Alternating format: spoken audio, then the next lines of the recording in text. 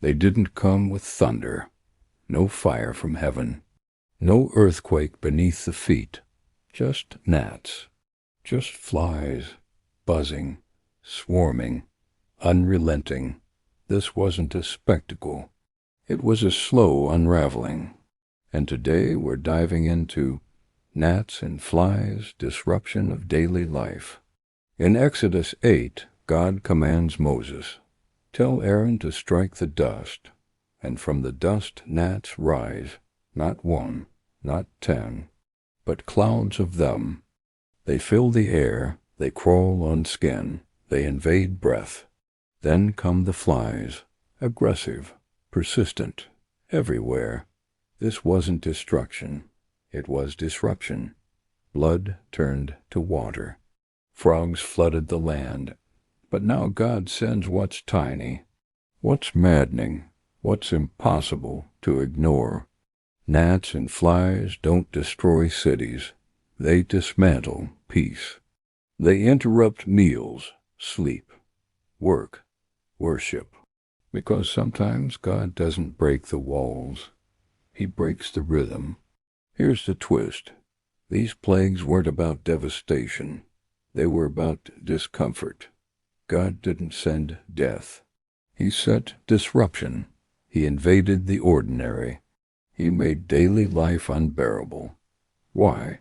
To expose what Egypt had normalized, to confront what Pharaoh refused to release. The magicians try to replicate the gnats. They fail. "This is the finger of God," they whisper.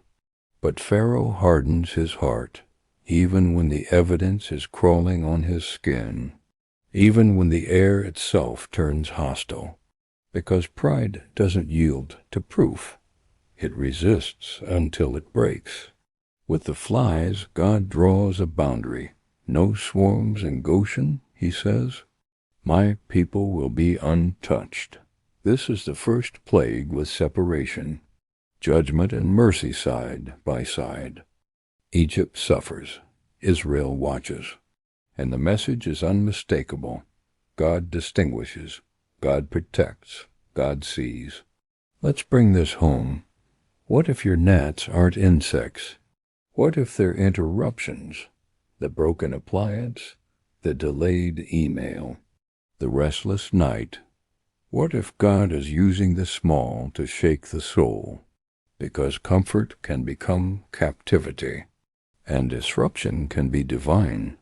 Pharaoh doesn't repent, he bargains. "Sacrifice here," he says, "don't go far." But Moses knows partial obedience is still rebellion, and Pharaoh's heart grows colder, even as the flies grow louder. Even in the chaos, God is merciful. He gives Pharaoh a chance. He gives Egypt a warning. He gives Israel a shield. Because God's goal isn't destruction. It's recognition. "I am the Lord," he says.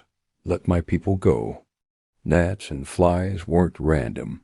They were revelation. That God speaks through the small. That daily life can become sacred confrontation.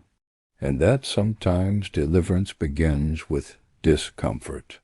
So if your life feels invaded, if the ordinary is unraveling, pause, listen. God may be speaking through the interruptions, through the friction, through the buzz, because the smallest things can carry the loudest truth. Thanks for watching Faith Unfolded. Subscribe, share, and stay tuned. Next time we'll explore livestock and boils when health and wealth collapse. Until then, may your disruptions reveal divine direction.